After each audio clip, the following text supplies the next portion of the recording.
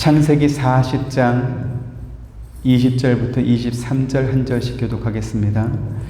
제3일은 바로의 생일이라 바로가 그의 모든 신하를 위하여 잔치를 베풀 때에 술을 맡은 관원장과 떡 굽는 관원장에게 그의 신하들 중에 머리를 들게 하니라. 바로의 술 맡은 관원장은 전직을 회복하매 그가 상을 바로의 손에 드렸고, 떡 굽는 관원장은 매달리니 요셉이 그들에게 해석함과 같이 되었으나 술 맡은 관원장이 요셉을 기억하지 못하고 그를 잊었더라. 네, 아멘. 본문에 요셉이 자기가 갇혀있던 감옥 안에서 애굽 왕이 먹는 음식, 떡과 또 술을 맡았던 신하의 꿈을 해석해 주었는데 그 해석이 모두 실제로 이루어졌음을 밝혀고 있습니다. 이 일이 계기가 되어서 이제 40장에 가서는 애굽 왕이 꾼 꿈을 해석해 주게 되고 그로 인하여 요셉은 대제국이었던 애굽의 총리가 되게 됩니다. 이 사건에서 우리가 기억해야 될 것은 하나님께서는 당신이 택한 백성들뿐만 아니라 이방인에게도 하나님의 계시의 꿈을 보여주기도 하셨다라는 것입니다. 계시라는 말의 사전적인 뜻은 사람의 지혜로는 알 수 없는 진리를 신이 가르쳐 주어 알게 함 또는 깨우쳐 보여줌이라 이렇게 되어 있습니다. 사전의 뜻을 그대로 적용해 본다면 신이 가르쳐 준 진리나 또 신이 보여주어서 깨닫게 하는 이 뜻이 무엇인지 아는 사람이 있다라는 그러한 의미가 되겠습니다. 그리고 성경에는 애굽 왕 외에도 하나님께서 계시로 보여준 꿈을 꾼 또 다른 사람이 기록되어 있습니다. 유다 나라가 바벨론에 의해서 멸망하기 직전에 바벨론의 느부갓네살 왕은 유다 나라의 엘리트 소년들을 바벨론으로 데려가서 그곳에서 왕실에서 교육을 시키는 식민 정책을 폈습니다. 바벨론 사람이 유다 나라에 들어와서 나라를 다스리게 하는 것보다 유다의 엘리트 출신이 바벨론식의 교육을 받고 유다 나라를 통치하는 것이 식민 정책에 훨씬 유리하기 때문에 그렇습니다. 그때 끌려간 소년들 가운데 다니엘과 그의 세 친구들도 있었습니다. 다니엘이 바벨론으로 붙잡혀온 그 다음 해에 느부갓네살 왕이 어떤 한 꿈을 꾸게 되었는데 그 꿈은 하나님께서 계시로 준 꿈이어서 사람의 지혜로는 도무지 해석할 수가 없었습니다. 그러자 느부갓네살 왕은 자신의 꿈을 해석해 줄 수 있는 바벨론의 모든 점장이와 마법사들 또 무당과 점성가들을 불러 모아서 자기가 꾼 꿈이 무엇인지 해석하라고 명령을 했습니다. 그런데요, 느부갓네살 왕이 꾼 꿈만 해석하는 것이 아니라 왕이 어떠한 꿈을 꾸었는지 먼저 말한 뒤에 그 꿈을 해석해 보라 이렇게 명령한 것입니다.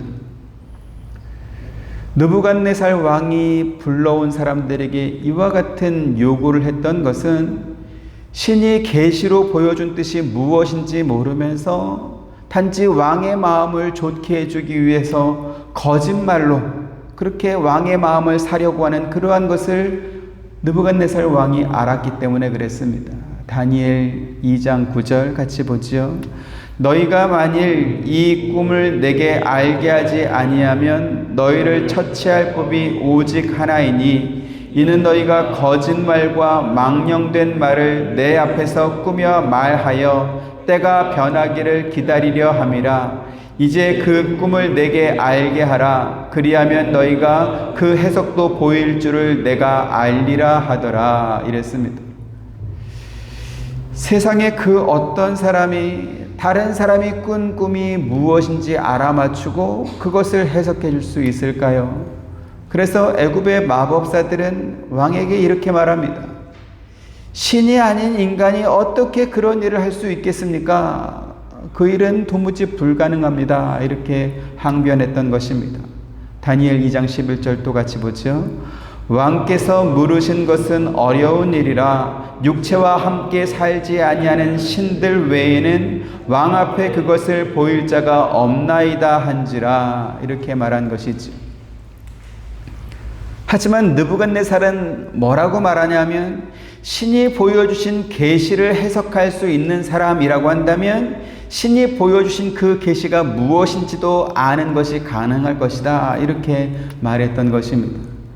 그래서 바벨론의 점성가들이 또 무당들이 왕에게 신이 아니라면 이것을 알 수 있는 방법이 없습니다. 이렇게 항변했음에도 불구하고 느부갓네살 왕은 자신의 명령을 거두지 않았을 뿐만 아니라 오히려 지금까지 자기들이 무슨 대단한 지혜라도 있는 것처럼 행세한 그 모든 사람들을 다 죽여라. 이렇게 명령까지 했습니다. 2장 12절 또 보죠. 왕이 이로 말미암아 진노하고 통분하여 바벨론의 모든 지혜자들을 다 죽이라 명령하니라. 느부갓네살 왕이 죽이라고 명령한 이 명령 안에는 다니엘과 또 그의 친구들도 포함되었습니다. 그래서 왕의 명령을 받은 이 근위대장이 다니엘과 다니엘의 세 친구도 죽이기 위해서 찾아오게 된 것이죠. 그러자 다니엘은 자기를 죽이려고 찾아온 근위대장에게 꿈을 해석할 수 있는 시간을 달라 이렇게 요청합니다. 그리고 친구들과 함께 하나님께 가서 기도하는 것이죠. 하나님께서 왕에게 계시로 보여주신 그 꿈과 그 뜻이 무엇인지 알려주기를 하나님께 기도한 것입니다. 그리고 하나님께서는 다니엘에게 하나님께서 느부갓네살 왕에게 보여주셨던 그 꿈과 또 그 계시의 내용, 그리고 그 계시가 어떻게 이루어질지 그 모든 내용을 다 알려주셨습니다. 2장 19절부터 23절 같이 봅니다. 이에 이 은밀한 것이 밤의 환상으로 다니엘에게 나타나 보임에 다니엘이 하늘에 계신 하나님을 찬송하니라.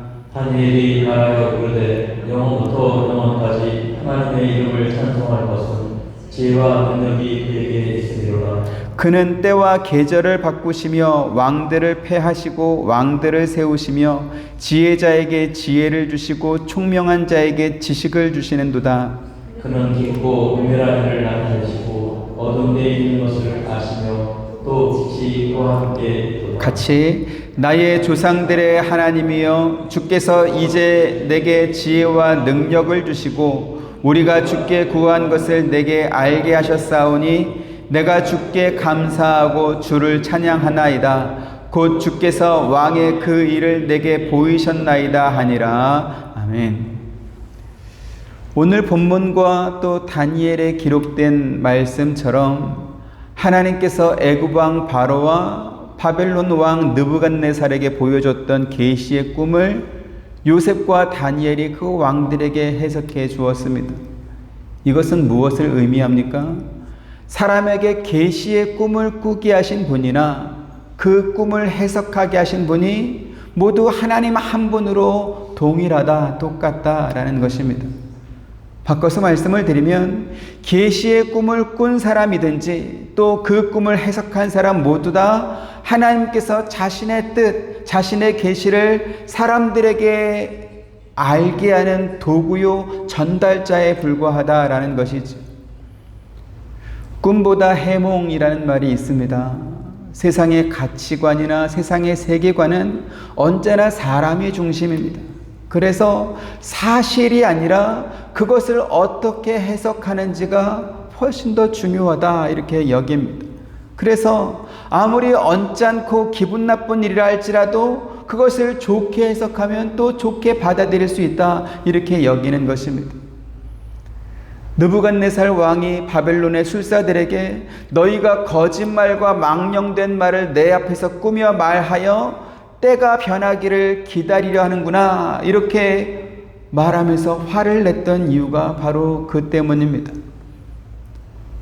하나님께서 계시를 보여주셨다면 그 뜻이 무엇인지 정확하게 알아야 되는데 거짓말로 그것이 하나님의 계시든 말든 상관없이 거짓말로 사람이 듣기 좋은 이야기로 해몽만 하고 있다면 그것을 어떻게 하나님의 계시라고 말할 수 있겠으며 그것이 어떻게 하나님의 뜻이라고 말할 수 있겠습니까? 오늘 우리가 살펴보고 있는 요셉과 또 다니엘은 다른 사람의 꿈을 해석해 준 사람이다 라고 하는 이 공통점 외에도 대제국이었던 애굽과 바벨론의 총리까지 올랐던 사람이라는 공통점이 있습니다. 그렇다 보니까 요셉과 다니엘의 특별함을 강조하는 그러한 목사님들도 대단히 많습니다. 요셉은 특별한 꿈을 가졌던 사람이다 라든지, 혹은 다니엘은 21일 동안 금식하며 기도했던 사람이다 라는 듯이 이렇게 그들의 어떠한 특별함, 그들의 영웅성을 강조하는 해석이 바로 그것입니다. 하지만 우리가 살펴보고 있는 것처럼 요셉은 본인이 애굽의 총리가 되겠다라는 그러한 꿈을 가졌던 사람이 아니었습니다. 하나님께서 그에게 꿈을 꾸게 하셨고, 또 애굽의 신하들과 또 애굽의 왕의 꿈을 해석하도록 하나님께서 계시의 뜻을 알게 해준 그러한 사람이었던 것이죠.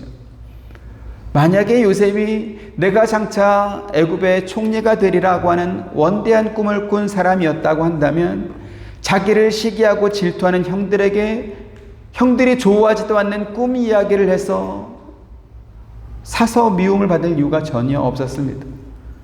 안 그래도 형들은 아버지의 양떼를 치기 위해서 바깥에 나가서 노숙하면서 몇 날 며칠이 될지 몇 주가 될지 몇 달이 될지 모르는 그러한 노숙 생활을 하고 있는데, 요셉은 혼자서 좋은 옷을 입고 집에서 평안하게 잘 살고 있지 않았습니까? 그런 상황에서 형들의 볕단이 자기 볕단에게 절을 했습니다. 혹은 해와 달과 별들이 자기 별에게 절을 했습니다 라는 이러한 꿈 이야기를 하는 것은 아마도 비 오는 날 먼지 나도록 매맞을 이야기일 것입니다. 다니엘 역시 그가 21일 동안 금식 기도에서 바벨론의 총리가 된 것이 아니라 이미 총리가 된 다니엘이 자기 백성들이 하나님께 지은 죄를 회개하면서 금식했던 것입니다. 그래서 우리가 성경을 읽을 때 믿음의 사람으로 등장하는 어떤 개인에게 초점을 맞출 것이 아니라 그들에게 계시의 뜻을 보여주신 하나님께 초점을 맞추어야 되는 것이는, 요셉이 감옥 안에서 왕의 떡과 또 술을 맡았던 두 관원장의 꿈을 해석해주고, 그리고 후에 애굽 왕의 꿈도 해석해주고 있지만, 그러나 그 초점은 애굽이 요셉이 해몽해 주었다라는 것이 아닙니다. 사람들이 말하는 꿈보다 해몽이 아니고 하나님께서 사람에게 보여주신 그 꿈, 그 계시를 통해서 하나님께서 이스라엘을 구원하려고 하는 그 어떤 매개체로 요셉을 사용하고 있다라는 것을 우리가 발견해야 되는 것이죠. 그리고 하나님께서 요셉이라고 하는 사람을 어떻게 인도하여 하나님께서 목적하신 이스라엘의 구원을 이루어내시는지 우리가 성경을 읽으면서 확인해야 되는 그러한 문제이기도 한 것입니다. 하나님께서 요셉을 통해 애굽 왕의 꿈을 해석하게 하시고, 또 다니엘을 통해서 바벨론 왕의 꿈을 해석하게 한 것을 성경적인 관점으로 우리가 해석하는 것이 너무나 중요합니다. 왜 그렇습니까? 그렇지 않으면 지금도 여기저기서 꿈을 꾸는 사람들이 나타나서 이것이 바로 하나님의 뜻이다, 이것이 하나님의 계시다 이렇게 주장하면서 사람들에게 혼란을 주고 있기 때문에 그렇습니다. 다시 제가 강조하지만 요셉과 다니엘이 꿈을 해몽한 것은 하나님께서 이스라엘을 구원하려고 하는 그 구원 역사와 관련된 것입니다.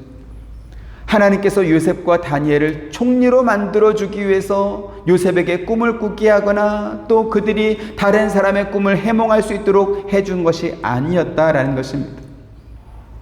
하지만 범사의 종교성이 강한 사람들은 인상 깊게 꾼 꿈에 과도한 의미를 부여하거나 혹은 하나님께서 주시지 않은 어떤 신성성을 그 꿈에 덧입혀서 꿈보다 해몽을 따르기도 합니다. 이러한 일이 있을 것을 하나님은 처음부터 하셨습니다. 그래서 모세에게 이러한 명령을 주시는 것이죠. 신명기 13장 1절부터 5절, 너희 중에 선지자나 꿈꾸는 자가 일어나서 이적과 기사를 내게 보이고 그가 내게 말한 그 이적과 기사가 이루어지고 너희가 알지 못하던 다른 신들을 우리가 따라 섬기자고 말할지라도 너는 그 선지자나 꿈꾸는 자의 말을 청종하지 말라. 이는 너희의 하나님 여호와께서 너희가 마음을 다하고 뜻을 다하여 너희의 하나님 여호와를 사랑하는 여부를 알려하사 너희를 시험하심이니라.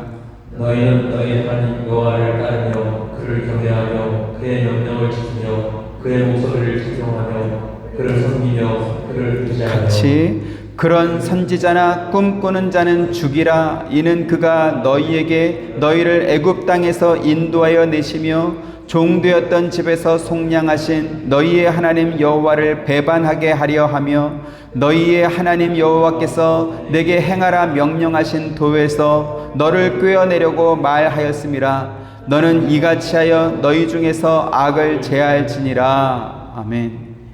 1절에 너희 중에 선지자나 꿈꾸는 자가 일어나서 이적과 기사를 내게 보이고 이렇게 말씀하고 있습니다.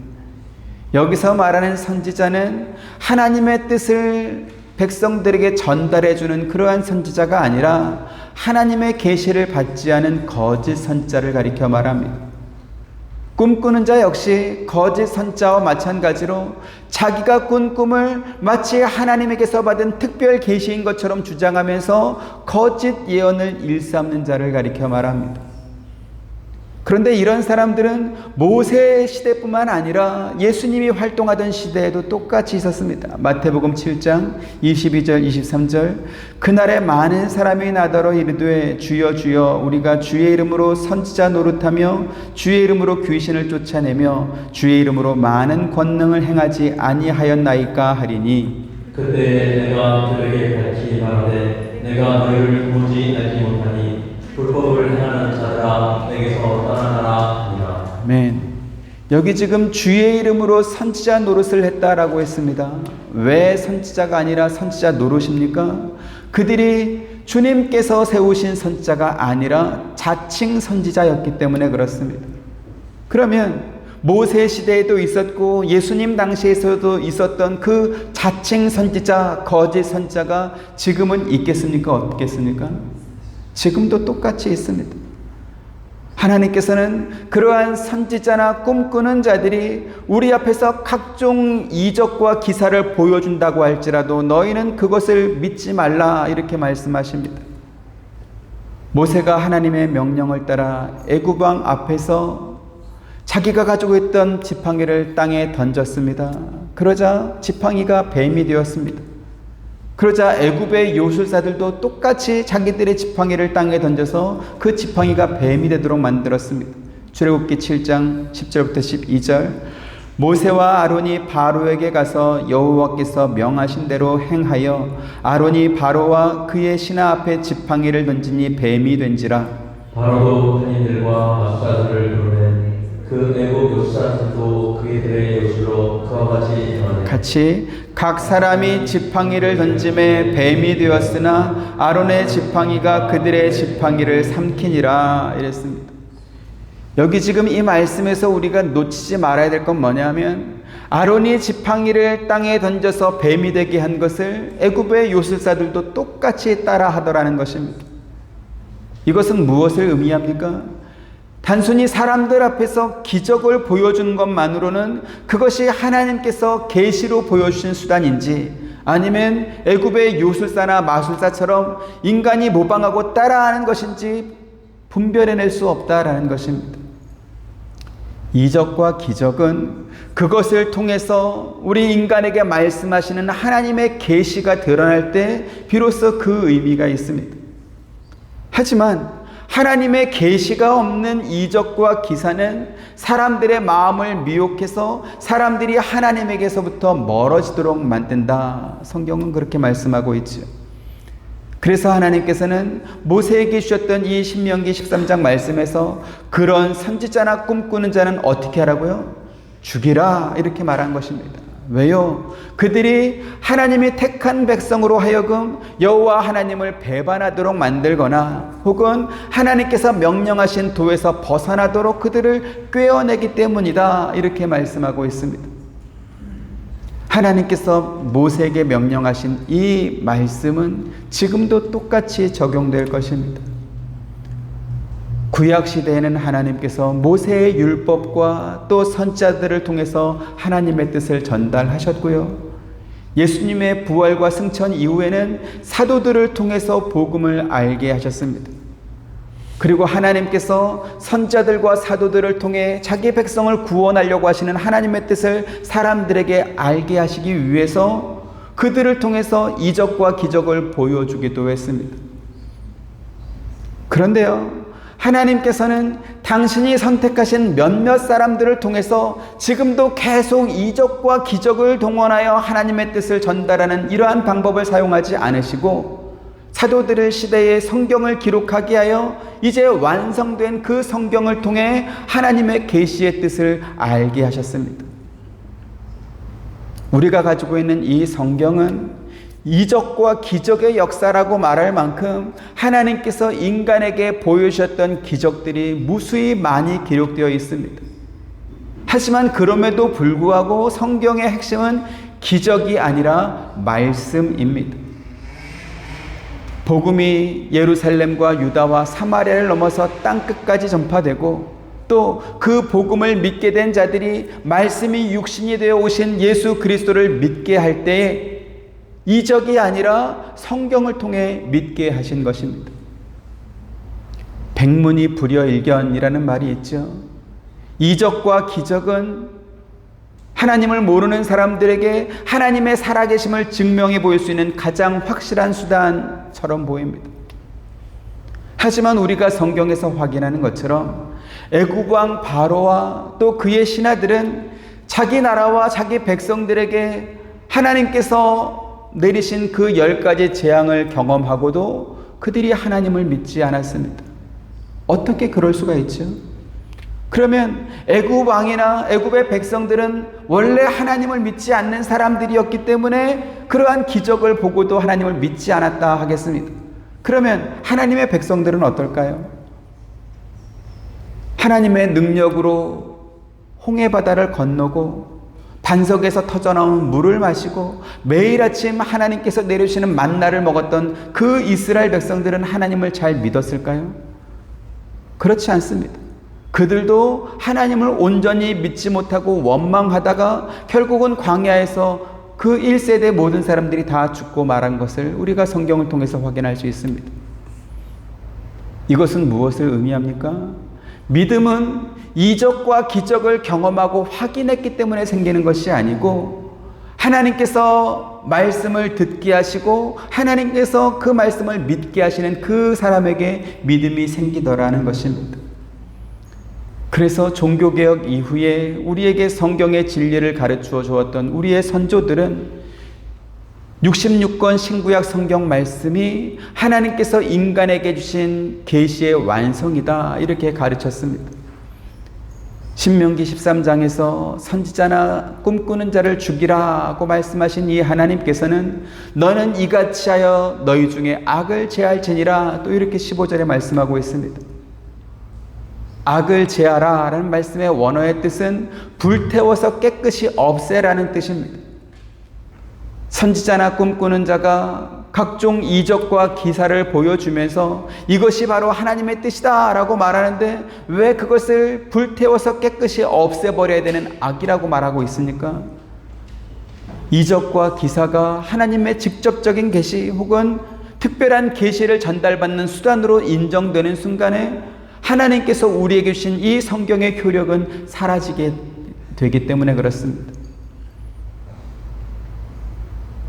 기독교 진리를 설명하는 이 방법이 아니고 우리가 사는 세상에서도 공적으로나 사적으로나 어떠한 사실의 진위를 확인하고 판별하는 가장 중요한 수단은 바로 기록된 문서입니다.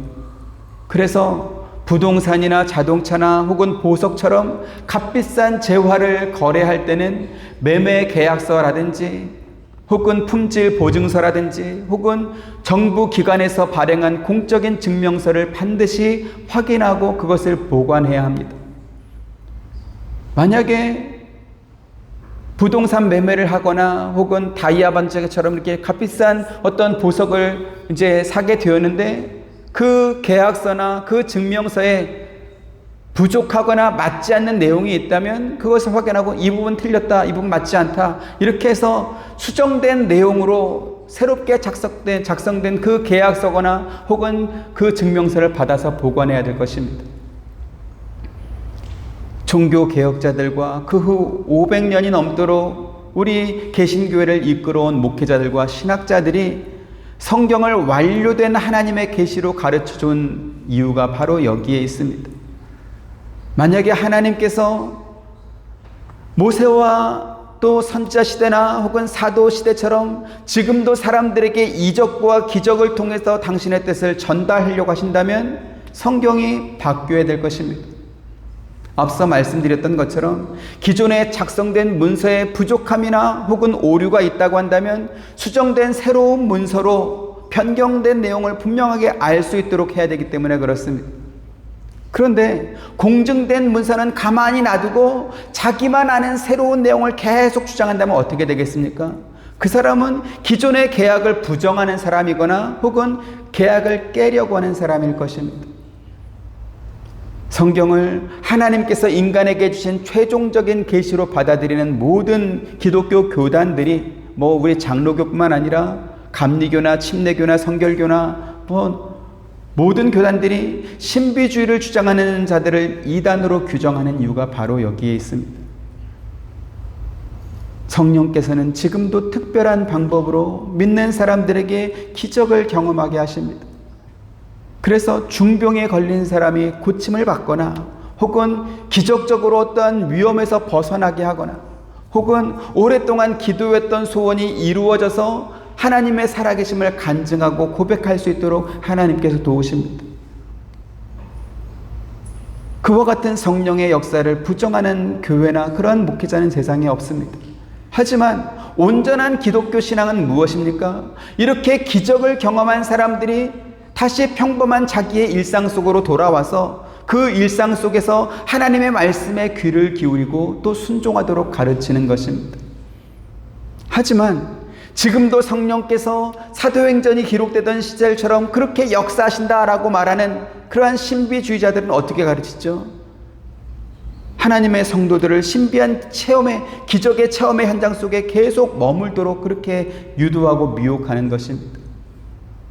그래서 신명기 13장 4절에 너희는 너희의 하나님 여호와를 따르며 그를 경외하며 그의 명령을 지키며 그의 목소리를 청종하며 그를 섬기며 그를 의지하라 라고 하는 이 말씀에 순종하지 못하고 계속 그러한 신비한 현상에만 머물도록 방해하는 것입니다. 그래서 그들이 이단으로 정죄받는 것이지. 오늘 본문에 요셉이 왕이 먹는 빵을 만들던 신하와 또 왕에게 술을 따르던 신하가 꾼 꿈을 해몽해 준 것이 사흘 만에 그대로 이루어졌음을 기록하고 있습니다.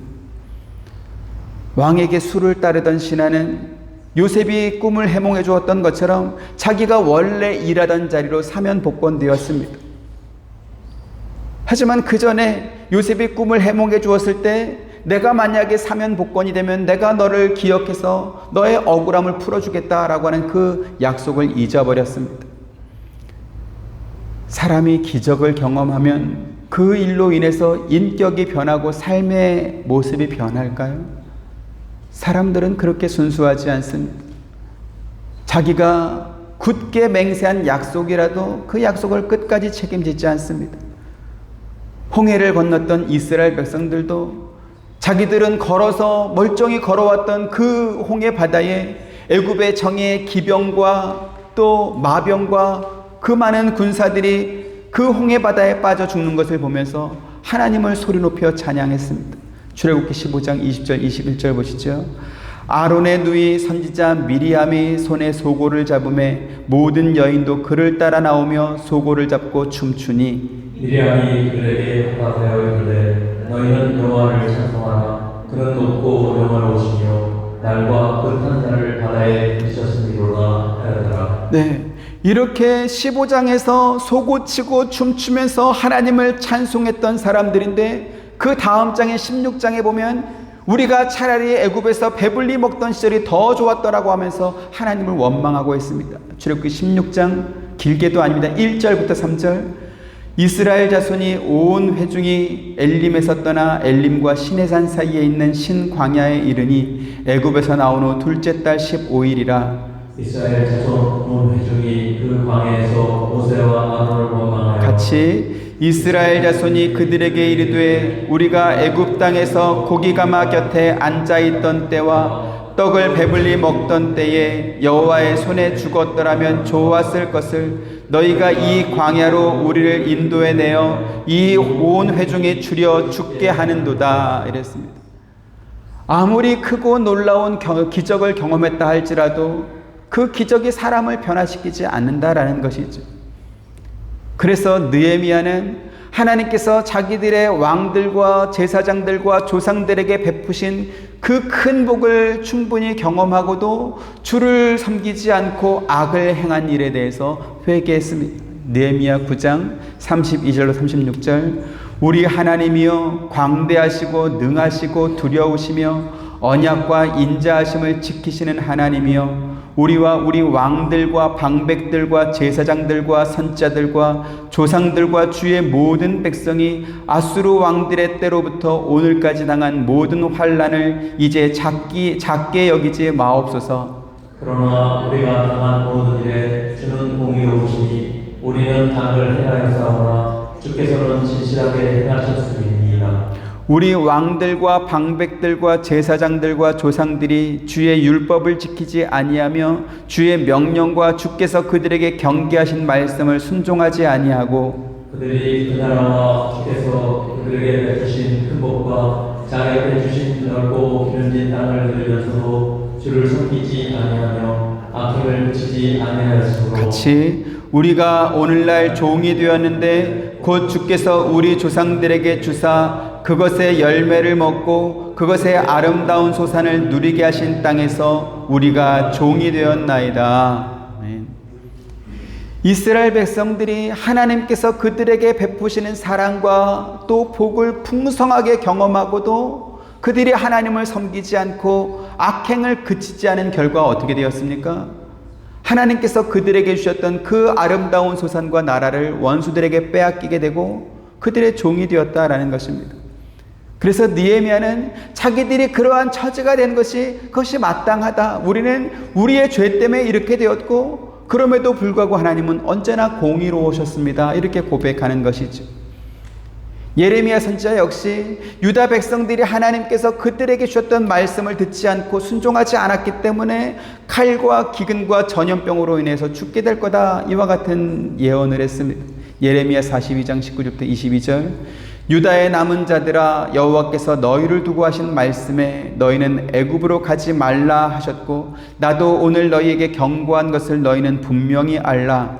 너희가 나를 너희 하나님 여호와께 보내며 이르기를 우리를 위하여 우리 하나님 여호와께 기도하고 우리 하나님 여호와께서 말씀하신 대로 우리에게 전하라. 우리가 그대로 행하리라 하여 너희 마음을 속였느니라. 너희 하나님 여호와께서 나를 보내사 너희에게 명하신 말씀을 내가 오늘 너희에게 전하였어도 너희가 너희 하나님 여호와의 목소리를 도무지 순종하지 아니하였은즉 너희가 가서 머물려고 하는 곳에서 칼과 기근과 전염병에 죽을 줄 분명히 알지니라. 네, 성경이 우리에게 말씀하는 것이 무엇입니까?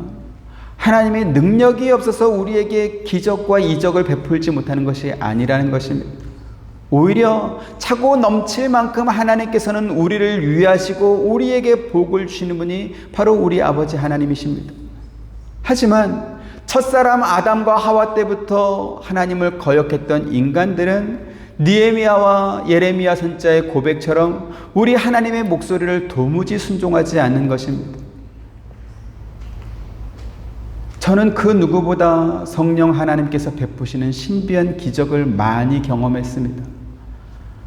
남아공에서 DTS를 받고 짐바브웨로 전도 여행을 갔을 때 마치 007 영화에 나오는 어떤 한 장면처럼 극적으로 위험한 지역을 탈출해서 남아공으로 돌아온 그러한 경험도 있습니다. 그래서 성령 하나님께서 지금도 신비한 능력으로 각 사람에게 기적을 경험하게 하고 또 그들의 필요를 따라 도우심을 주고 있다라고 하는 사실을 저는 분명히 믿습니다. 남아공에서 어떠한 일이 있었는지에 대해서는 제가 개인적으로 모르시면 말씀을 드리겠습니다. 그 얘기를 하다 보면 아마 오늘 밤까지 계속 설명해야 돼요. 그런데요, 그러한 기적을 경험한 우리는 그 기적의 현장에 계속 머물러 있으면서 이제 다음번에 어떠한 기적이 또 일어날까 이것을 기다릴 것이 아니고 하나님 말씀에 순종해야 된다라는 것입니다. 마치 하나님께서 홍해를 건넌 이스라엘 백성들을 구름 기둥과 불 기둥으로 광야 한가운데로 인도해서 하나님의 말씀에 순종하는 법을 배우게 한 것과 같은 것입니다. 그 큰 기적을 경험했잖아요. 그러면 다음번에 홍해는 또 언제 갈라질까? 그래서 거기서 계속 머물게 한 것이 아니었습니다. 이동시키는 것이죠. 그리고 물이 없고 간조한 그 땅에서 하나님 말씀을 듣고 순종하게 만든 것입니다. 요셉이 자기가 해몽해 준 대로 왕에게 술을 따라주던 신하가 사면 복권되어 높은 자리로 돌아갔으니 이제는 그가 자기의 억울함을 풀어줄 것이라 이렇게 기대했습니다. 하지만 오늘 본문 23절에 보면 그 왕의 술을 따라주던 신하는 요셉을 기억하지 않고 잊어버렸다 이렇게 말했습니다. 이 말은 뭡니까? 의도적으로 이제는 요셉과 상관없는 삶을 살았다는 것이죠. 감옥에 있는 요셉이 그 신하가 자기를 기억해 줄 것을 기다리며 살았던 세월이 2년이었습니다.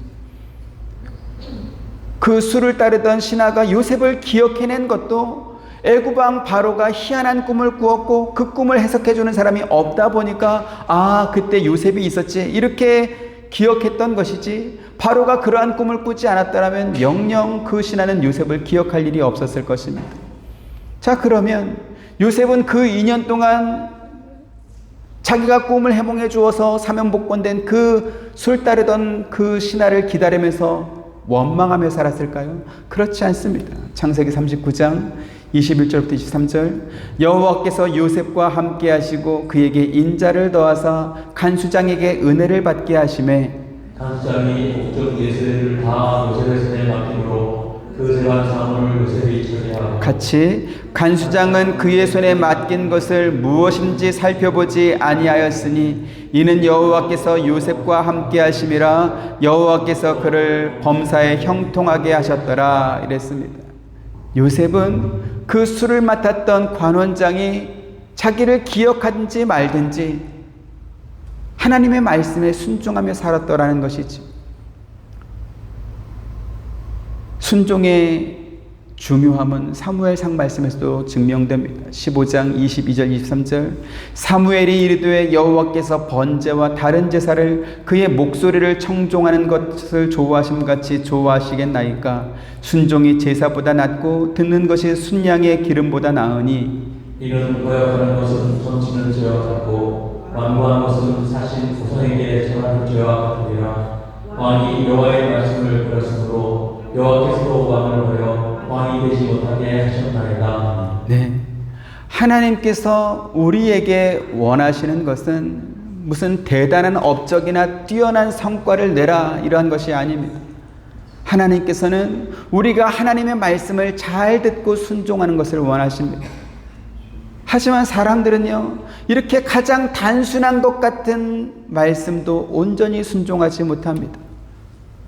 아말렉과의 전쟁에서 승리한 사울 왕이 하나님을 위한다라는 자기 나름의 명분으로 아말렉에서 살찐 양과 살찐 소를 전리품으로 챙겨와서 그것을 하나님께 성과라고 드리려고 했던 것과 같은 것입니다. 천지를 창조하신 하나님이신데 그깟 양이나 그깟 소가 아무리 많다 한들 그것이 하나님께 무슨 도움이 되겠습니까? 그런데 사울 왕은요, 자기가 전리품으로 챙겨온 그것을 하나님께 드리면 하나님께서 기뻐하실 거라 이렇게 생각했습니다. 그런데 하나님께서는 그러한 사울에게 뭐라고 합니까? 사울 왕의 불순종을 그가 하나님을 버린 것이다 이렇게 말씀하고 있습니다. 홍해를 건넌 기적을 경험한 이스라엘 백성들이 솟구치고 춤추면서 하나님을 찬양한 것, 그것이 믿음이 아니고요, 광야의 일상생활에서 하나님 말씀에 순종하는 것이 믿음입니다. 오늘 저와 여러분들이 홍해를 건너는 기적을 경험하지 않았을지라도 우리의 일상 속에서 하나님께서 우리에게 주시는 말씀을 듣고 순종한다면 그것이 바로 믿음이라는 것이죠. 우리가 특별한 관직을 맡지 않았더라도 대통령이 수시로 친서를 주고 받는 그러한 사람이라고 한다면 그 자체가 그 사람에게 권력일 것이고 그 사람의 특별한 위상일 것입니다. 그렇게 대통령에게서 친서를 받고도 그냥 무시하고 지나치는 사람이 있겠습니까? 아니죠. 그 편지에 있는 내용대로 뭔가를 하려고 할 것입니다. 천지를 지으신 하나님께서 저와 여러분들에게 말씀을 주셨다라는 사실 자체가 은혜인 줄 믿으시길 바랍니다. 기적을 본 것이 우리에게 귀한 믿음이 아니고 천지를 지으신 하나님께서 우리에게 말씀을 주신 것, 이것이 더 큰 영광이고 그것을 믿는 것이 믿음이라는 것이지. 이 귀한 말씀을 받은 우리가 우리의 온 마음과 뜻과 힘과 정성을 다해서 그 말씀에 순종하려고 애쓰는 것, 그것이 또한 우리에게 복일 것입니다. 그래서 요한계시록 저자는 이렇게 말하죠. 1장 3절 같이 봅니다. 시작.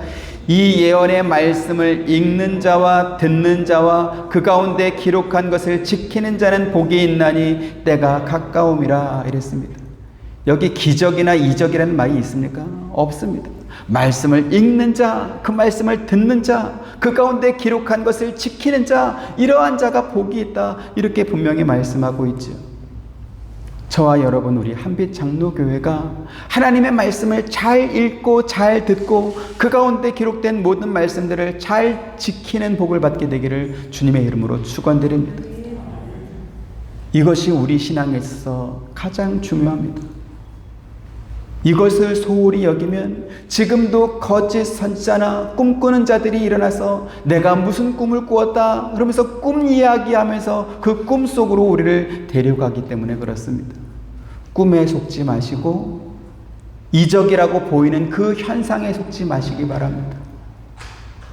그 이적 속에 하나님의 계시가 없다면 세계적으로 유명한 마술사들의 공연을 본 것과 똑같은 것입니다. 그러한 기적이 우리의 믿음을 튼튼하게 만드는 것이 아니라는 것입니다. 우리에게 주신 하나님의 말씀을 읽고 그 말씀을 듣고 그 가운데 기록된 말씀을 지켜 행하는 그것이 우리의 믿음을 굳게 할 것입니다. 저와 여러분이 이와 같은 믿음으로 성장하게 되기를 주님의 이름으로 축원드립니다. 은혜로우신 아버지 하나님,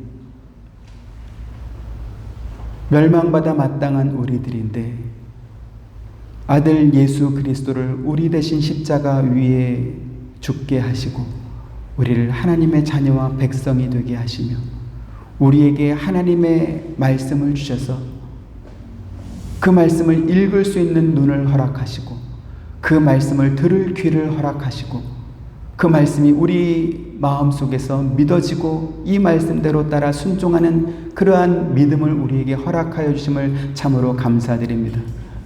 그러나 모세 때도 그렇고 또 예수님이 이 땅에 오셨을 때도 그렇고 사도들의 시대와 2000년 기독교 역사 가운데도 수없이 많은 거짓 선지자들과 꿈꾸는 자들이 일어나서 하나님의 말씀에서 떠나 그러한 것에 현혹되고 미혹되어 엉뚱한 길로 빠지게 하는 그러한 시험의 역사가 있었던 것을 우리가 성경을 통해서 또다시 확인해 봅니다. 우리에게 지혜의 믿음을 허락하여 주셔서 무엇보다 하나님의 계시의 완성으로 주신 이 성경을 귀히 여기며 이 말씀을 읽고 이 말씀을 듣고 이 가운데 기록된 말씀을 순종하면서 하나님을 더욱더 알아가며 배워가며 하나님과의 교제가 더욱 깊어지며 그래서 우리의 믿음이 더욱더 자라나서 그리스도의 장성한 분량까지 이르게 되는 귀한 믿음을 우리에게 허락하여 주옵소서. 예수님 이름으로 기도드립니다. 아멘. 지금은 우리 주 예수 그리스도의 은혜와 하나님의 크신 사랑과 보혜사 성령님의 감화감동 교통하심이 이 말씀을 읽고 듣고 지켜 순종하는 사랑하는 모든 성도님들의 머리 위에와 가정과 생업과 하시는 모든 일들 가운데 지금부터 영원토록 함께 있기를 축원하옵나이다. 아멘.